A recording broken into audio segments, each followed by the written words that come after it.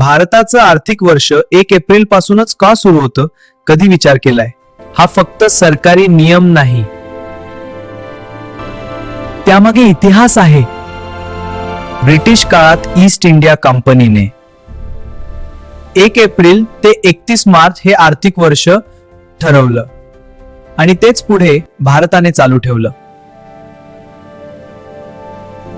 कारण भारत हा कृषी प्रधान देश आहे. त्यामुळे मार्च एप्रिल मध्ये पीक विक्री संपते. म्हणजे सरकारला कर आणि उत्पन्नाचा स्पष्ट अंदाज मिळतो. यामुळे बजेट प्लॅनिंग सोपं होतं आणि पुढच्या वर्षाची आर्थिक आखणी नीट करता येते. म्हणूनच भारताचं आर्थिक वर्ष 1 एप्रिल ते 31 मार्च. आता कळलं ना? हा फक्त नियम नाही, तर पूर्ण सिस्टम आहे. अशीच माहिती जाणून घ्यायची असेल तर चॅनलला फॉलो करा.